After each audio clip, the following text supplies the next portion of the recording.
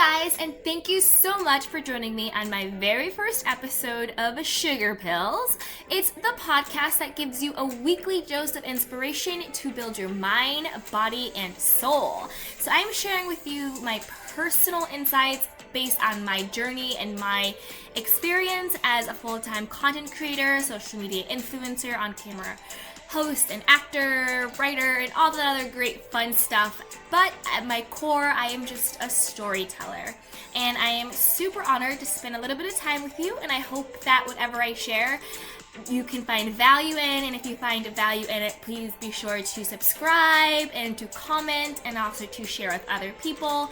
And you can always find me on Instagram, Facebook, and Twitter at Candy Washington, or head over to my website, candywashington.com, and more contact info will be in the show notes. But thank you so much for spending this time with me, and let's get started on my very first episode.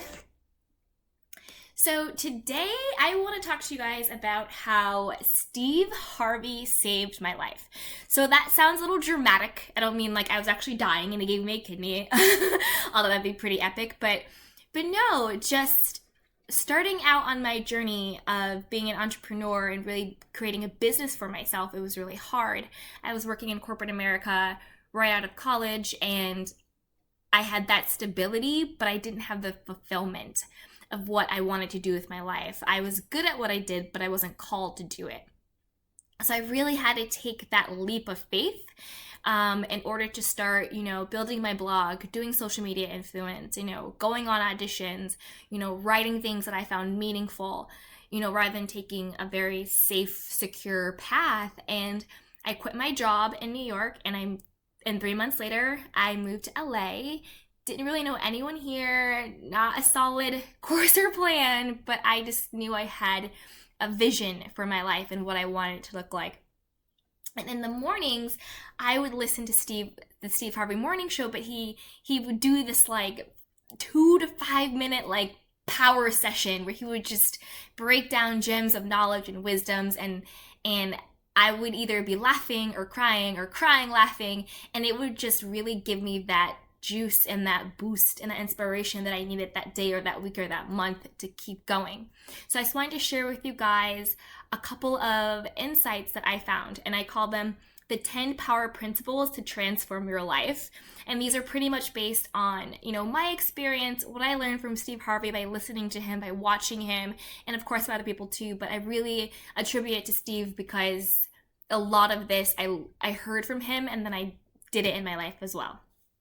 So the first one is the power of surrender. So really just giving your life and giving your plan and your agenda and your goals and your hopes, your dreams over to a higher power or higher being. And I also want to say, I'll use words like prayer and surrender and give over, but don't feel alienated. This isn't only for Christians. This isn't only for people who believe in whatever. This is just tools for any person, because we are all equal and we're all deserving and we're all worthy. These are just tools for everyone to use. So don't feel like alienated by it. If you're Muslim, atheist, agnostic, Jewish, Christian, Buddhist, this is a safe place for everyone.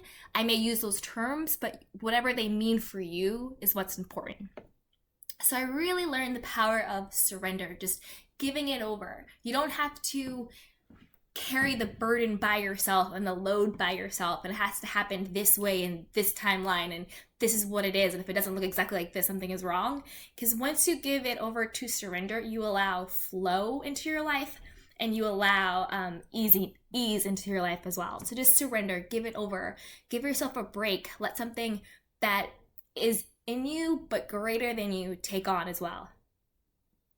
The next power principle would be the power of a plan. So we all know Steve Harvey and his business needs. He is a man with a plan.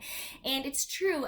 You shouldn't be rigid in your plan where you don't have flexibility, because if you don't have flexibility, then you're bound to break down and get frustrated and get stuck when things don't go exactly according to plan. But you do have to have a structure and a strategy for whatever your goal is. If it's making X money by this time, if it's, transitioning from one career to the next, if it's building your own business, if it's getting in shape, whatever it is that your goal is, you need to have a plan. And I have found the best way to make a plan is to start backwards. What's the goal?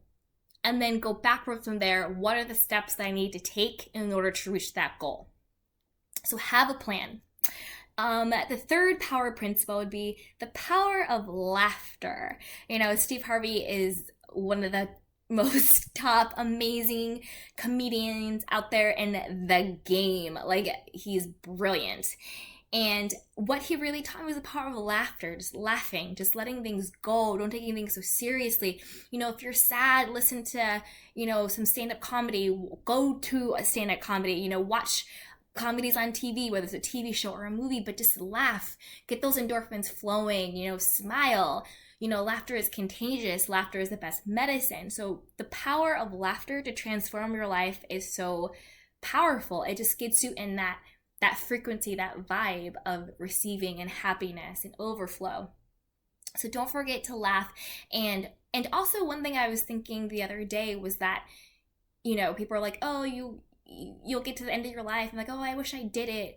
But for me, when I get to the end of my life, I want to make sure that I can say I enjoyed it. Because what's the point of doing it and doing anything if you don't enjoy it? There's no there. It's only the journey. So if you don't enjoy the journey, what is the point? Because if you're unhappy getting there, you're going to get there and still be unhappy. So it's really about enjoying every moment, enjoying the journey, and, really having the power of laughter. The fourth one, this one in particular, when it came to romantic relationships, really stood out to me. And that one was the power of standards, of having them, and also having other people knowing what your standards are and holding them accountable for treating you in a such way. It's really, really, really important to know what are your personal boundaries, what are your professional boundaries, what are you willing to put up with, what are your deal breakers, what are you not willing to put up with, what do you expect of yourself, and then what do you expect from other people. And so just really the power of having standards, because we condition people on how to treat us. So if you don't have any standards, then why would anybody treat you as such? It really, the way people treat you starts with A, how you treat yourself, and B, the standards and the boundaries you create for how they treat you. And that brings me to the sixth power principle, which is the power of accountability. So you can have a plan, you can have standards, you can be enjoying it, but if you're not accountable to showing up for yourself every day, to making sure that your word is your bond, to thinking out of the box and being innovative, to taking risk, to helping out other people on the way, then it all means nothing, because a plan that's not enacted is nothing. It's like, setting, it's like that one, it's like just a dream, but if you have a deadline to your dream, then it's a goal, right? So you have to be accountable to yourself, to show up for yourself, and then you also have to be accountable to the other people in your life, and then also hold those people accountable to you too. If someone's on your team and they're not showing up and they're not doing their job, hold them accountable. Everybody can't go up with you. The elevator has, a max weight for a reason. Everybody can't go up. So you really have to hold people accountable in your life, whether it's a spouse, whether it's your children, whether it's your partner, whether it's someone on your team. Accountability works both ways. And then the seventh power principle is the power of mentorship. Finding someone who's gone before you and done it. It doesn't have to be someone necessarily doing exactly what you want to do, but someone within that space that's gone before, and they have the connections and they have the knowledge and they have the wisdom, and they want to be generous and share with you. Someone you can, just talk to you about your ideas. The power of mentorship is crucial. Nobody gets there, on their own. And I think finding people who you admire and finding people who are successful to really mentor you and be their shadow is super important, because you can read all the books you want, you can watch all the self-help you want, but until you talk to someone and really learn about their experiences and get a blueprint it's really hard to take your life to that next level. And so the 8th principle is the power of a vision, which is so super important. And I literally came to LA just with a vision. I knew what I wanted my life to look like. And based on that vision, I then started to do and move and create things to make that vision manifest in my life. And there's this one quote that says, before the world can see it, the mind must imagine it, which is so true. Before anything manifests in this life, anything, whether it's a partner, whether it's a car, whether it's money, whether it's a job, whether it's, being a parent, whatever it is, whether it's a building, a table, whatever it is, before it can manifest physically into this world, someone first must imagine it and see it with their mind. And I hold that so truthful. There is so much power in meditating and having a vision for your life, and really using that vision as the blueprint for how you move within your life. And, your vision can change and evolve, and as it should, but you should really have that vision. See yourself there. Put yourself in it. And then beyond the vision of it, feel it. Feel what it feels like to be in that place where you want to be. And then from that place of power, act as if. And then the next power principle is the power of your circle. And this is super, super, super critical and crucial. The people that you surround yourself with will basically show you where you're going in life and where you are in your life. The power of your friends. And you hear so many people talk about this, but it is so true. It's like, you want to see where you're going to be in 5 years, look around you.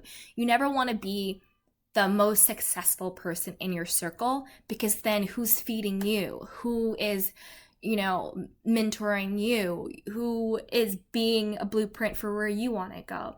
So one thing, and I had this experience once. I was on this like random short film when I lived in New York, and I was the best actor on set, and I came back, and you would think that people would have like that ego about them, and like, oh, I was so the best actor, I was so amazing, and I was actually kind of disappointed, because if I am the best person on set, and this was just a rando short film, then who am I learning from?